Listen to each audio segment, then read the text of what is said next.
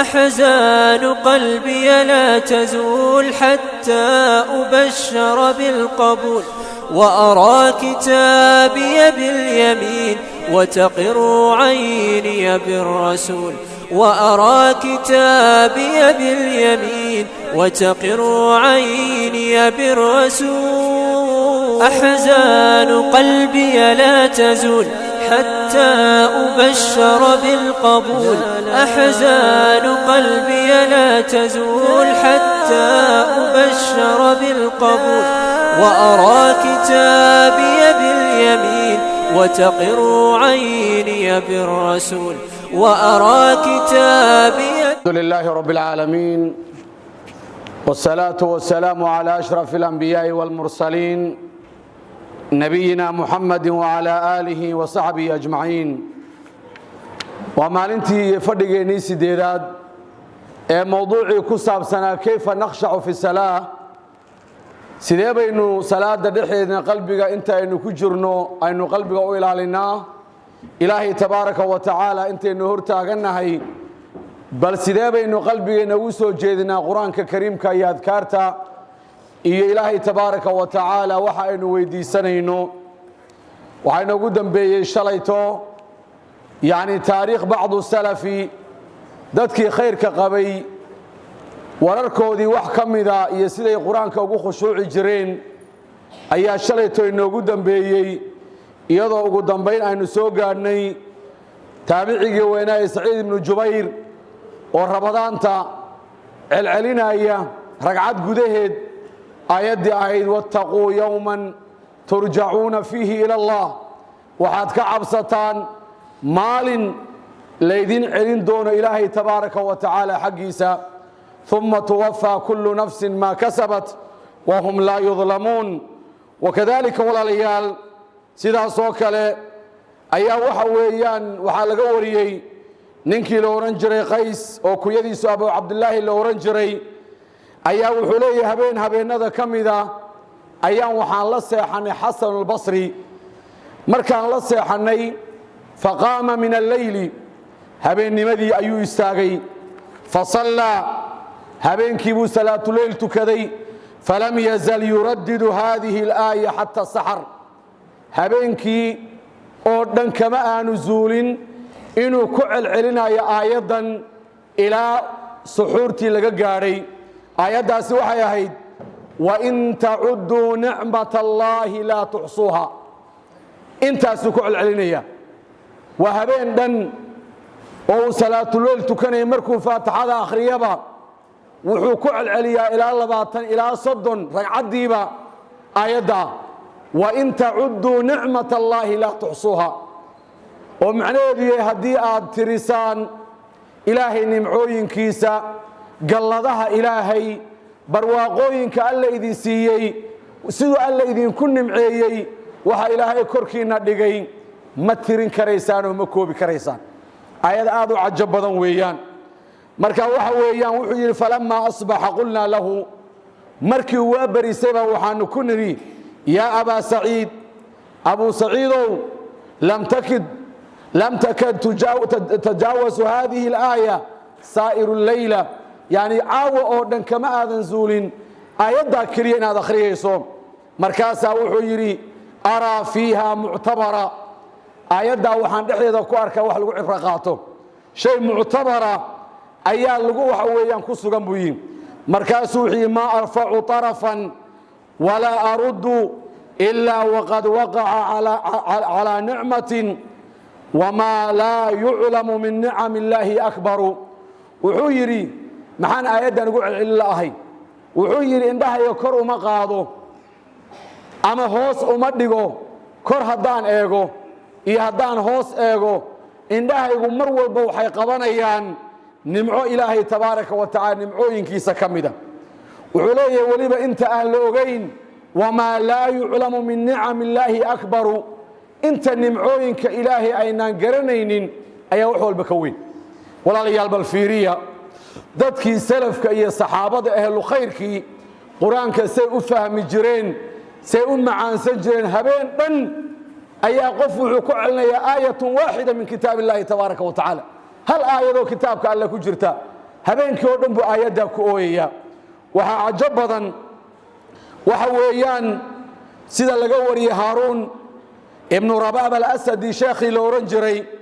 waxaa leeyahay habeenkii ayuu istaagi jiray salaatuleyl buu u kici jiray waxaa dhici jirtay mararka qaarkood inuu hal aayad ah oo aayaddana ilaa waagu uu ka baryay inuu aayaddaa keliya uu ku tukado ku celceliyo aayaddaasi waxa weeyaan qaaluu yaa laytanaa nuraddu walaa nukadiba biaayaati rabbina wanakuuna min almu'miniin aayad cajab badan oo suuratu ancaam ku jirta dadka ahlu naarka ahaa marka naarta lagu kuuso lagu guro way cataabayaan oo way ooyayaan oo way calaacalayaan waxay leeyihiin alla hoognay oo ba'naye maana la celiyo hal mar jaanis adduunyadii maana lagu celiyo naftana loo soo adduunkana lagu celiyo waxa weeye ilaahay aayaadkiisa mid ka mida ma aanaan beeninin waxaana ahaan lahayn dadka mu'miniinta waxaa cajab badan marka walaalayaal dadkii salafka ahaa say aayaddaasu caawo dho akhriyaya waqaaluu yaa laytanaa nuraddu walaa nukadiba biaayaati rabbina wanakuuna min almu'miniin wuxuu sawiranayaa mowqifka dadkii adduunyada loogu taag waayey oo markay naartii arkeen hooggeedii iyo zaquumkeedii iyo kulaylkeedii iyo ciriirigeedii iyo lahabkeedii iyo xamiimkeedii iyo zaquumkeedii waxaa markay indhaha ku dhifteen iyo mililka iyo carunka ahlu naarka xaaladda adag markay dareemeen bay iska qaylinayaan allah inaga badbaadiyo walaalayaal waxyaabaha qofka inuu quraanka ku khushuuco keenaya ama ugu kaalmaynaya waxaa ka mid ah xifdu alqur'aani waladkaari almutanawwica fi adkaari الصalaati almukhtalifa liyatluuha wayadkuraha liyatafakkara ma fiiha inuu qofku xifdiyo quraankii wax ka xifdiyo isla markaana uu barto ducooyin kala gedgedisan oo misaalan atixiyaad marka uu gaaro subxaana rabbiya alaclaa inaanu subxaan rabbiya alaclaa keliya markuu akhriyo iskan iska aamusin oo uu ku daro adkaar kale subxaanaka allaahuma rabbana wabixamdik inuu ku dari karo waxa weeyaan adkaar kale oo waxa weeye allahuma laka sajadtu wabika aamantu walaka aslamtu sajada wajhi liladii khalaqahu وصوره وشق سمعه وبصره بحوله وقوته فتبارك الله أحسن الخالقين دعوينك فرها بضن سبحان ذي الجبروت والملكوت والكبرياء والعظمة انت دعوي سجود كسو أرورتي وحالغا يا بغفكو إنو كليا يغان سبحان ربي الأعلى وبحمدي وحالغا يا بغفك عرب كريسو انتو اسكلا قبصدو إنانو دعوينك لبا انت دافن laakiin markaad ducooyin kala gadgadisanta marna tan isticmaasho marka tan ku darto martan adeegsato waxay keenaysaa qalbigaaga inuu soo jeesto nashaad badanna aad u hesho yani waxa weeyaan quraankii aad akhriyeysay iyo adkaartii aad akhriyeysayba waxaan ku gabagabaynaynaa qisadan quraanka in lagu tadabburo waxaanu ku bilaawnay nabiga calayhi salaatu wasalaam waxaanu ku gabagabaynaa qiso cajab badan oo dareen badan oo him badan oo xanuun badan oo qofka iimaanka iimaankiisa wax ka bedelaysa waa qisada cajabka badan ee tilmaamaysa nabiga calayhi salaatu wasalaam khushuucdiisii iyo siduu quraanka ugu fakari jiray xadiidka caaisha radiyallahu ta'ala anha oo cataa in abi rabaah uu warinayo taabicigaas wuxuu yiri dakhaltu ana wa ubaydillah ibn umayr على عائشة رضي الله تعالى عنها أنيقا وعطاء يا عبيد الله بن عمير أيام وحان أصوغ أم المؤمنين عائشة رضي الله تعالى عنها مركان أصوغ لي أيا ويلكي لسعودي وحيري حدثنا بأعجب شيء رأيته من رسول الله صلى الله عليه وسلم حدثنا أم المؤمنين وحان شاكيسا بأعجب شيء ورأيته من رسول الله صلى الله عليه وسلم رواية قال رأيتيه من رسول الله صلى الله عليه وسلم waxaad noo sheegtaa wixii kuugu yaabka badnaa ee aad nebi maxamed ku aragta calayhi salaatu wasalaam acjabu shayin ra'aytihi min rasuuli illahi sal alla alay slam nebi maxamed waxaad ku aragtay caaishay maxaa kuugu yaab badnaa markaan su-aashaa weydiinay ayay fabakat iyadoon jawaabin bay iska oydi المؤمنين way ilmaysay way oyday kadibna waxay tiri markay oyday ayaa waxay tiri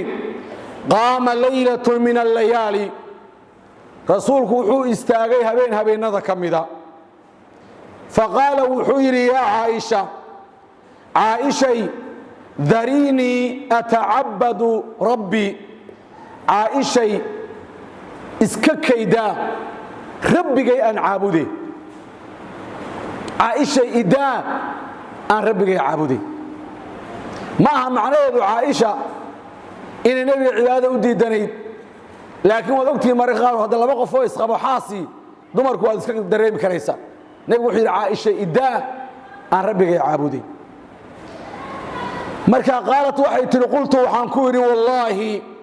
inni la uhibbu qurbak ilaahay baan ku dhaartay rasuulka allah dhawaanta inaan ku dhawaado ayaan jeclahay wa uhibbu ma yasurruk waxaan aad u jeclahay wixii adiga ku farax gelinayaad ku qanacsan tahay markaas waxay tiri faqaalat waxay tiri qaama rasuulku waa kacay fatadahara wa isdaahiri nabigu sallallahu alayhi wa wasaqatay thumma qaama yusalli rasuulkeeni suubana alayhi salatu wassalam wuu istaagay isagoo tukanaya oo salaatu leyl tukanaya Aisha waxay tiri falam yazal yabki hatta balla hijra rasuulku kama aanu zuulin inuu rasuulku ooyayo ilaa umaradiisi iyo dhabtiisi ilaa uu dhabtiisi qooyay rasuulullaahi maxamed alayhi salatu wassalam wuu ooyay ilaa ay maradiisi ee dhabtiisi oo dhan ay qoyday ثم بكى فلم يزل يبكي حتى بل الأرض كدمنا النبي واسي وذي أوهنتي إلى أي مركي دنبت أوهنتي سي أي لكي قيس بيت عائشة رضي الله تعالى عنها أخوة الإيمان بلدرين كان النبي محمد فيري صلى الله عليه وسلم بحاكوا هنا بماذا يبكيه صلى الله عليه وسلم بحاكوا هنا النبي عليه الصلاة والسلام ومحمد وقد غفر الله له ما تقدم من ذنبه وما تأخر يدو إلهي ذنبكيسي أوري يكيسي ذنبه ودافع رسول الله محمد عليه الصلاة والسلام يبكي ويبكي ويبكي نبتي سيبا قويدي إلنتي نبي كيما عليه الصلاة والسلام ويكقدبتي إلى إلوكي وقوي النبي عليه الصلاة والسلام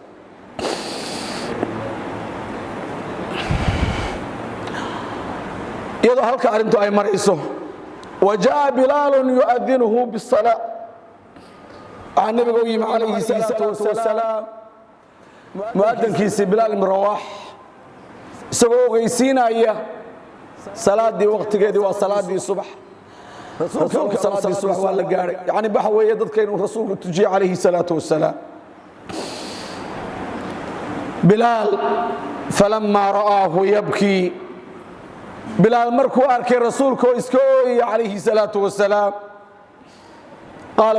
يا رسول الله رسولك الله تبكي مياد أويسا وقد غفر الله لك ما تقدم من ذنبك وما تأخر يدو إلهي وكونا في وحي هراء مرأي ذنبك أغاها يوحي دب مرأي بإلهي وكونا يسوي الله كونا في تبارك وتعالى إخوة الإيمان إلهي بأبل غاذي النبي عليه الصلاة والسلام ودنبك السنافة كيف حالنا إلهي بأنكو ودارش حالة دينو نقوم حين نقول يساولا ليا يدو دنبك إن عيد دافين يدو حالة دينا إنو دريم إنو صلاة دينو سيتهي قرآن كينو سدو يهي الله كعبس كينو سدو يهي حرير كينو إلهي نودحيه تبارك وتعالى بل قف والبو نفت هذا كلية قيمة ولا ليا نفت هذا قيمة حقيبة إلهي كجوكتا تبارك وتعالى والله موضوع وحاله تلقى لي نفت إذا أنكو إنام كدوية أولا ثم ضدك ولا له إنك فايد إسلام محايا لغفلة إنو كجرنا وحبضا بينه المعنى ولا ليا وحبضا بينه وحن انت إنو أبدو يكفكر إنو iyo intaynu ilaahay xusno tabaaraka wa tacaala waxa badan intaynu adduunyada aynu ka fakeeyno walaalayaal وعير بلال رسولك الله محاكا أو هنايا يلا إلهي دنبقاقي هوريا دنبقاقي دنبابا دافي وحكا أو هنايا رسولك الله ومحي مركاسا وحيري نبي عليه الصلاة والسلام أفلا أكون عبدا شكورا وربلال وهدي إلهي إني معيي وإلهي دنبقاقي هوريا كي دنبابا دافي ميانا النقونين أدون إلهي أمهد عليا تبارك وتعالى إلهي ميانا الشكر علينين وأن إلهي كشكر إني معديسة تبارك وتعالى أنت أمركم نبي وشاقي أيها وحير هذا الآذو عجبا وبالقرآن كأنه نكفكرنا في رناية الماميسة نبي وحير لقد نزلت علي الليلة عاو كركي وحاكو سودكتي أو لقد نزلت علي الليلة عاوة وحا مركا ليغو سو دجيي آيات آياته قرآن ويل لمن قرأها ولم يتفكر ما فيها آيات كاسو هوغي قفكي أخرية وآن كفكرين ويل لمن قرأها ولم يتفكر ما فيها وحا هوغي بالنبي عليه الصلاة والسلام آياتك قفك انتو أخريو أن مركا كدح فكرين مركاسا النبي أخريي آياتها سورة آل عمران قدام بيا إن في خلق السماوات والأرض واختلاف الليل والنهار لآيات لأولي الألباب الذين يذكرون الله قياما وقعودا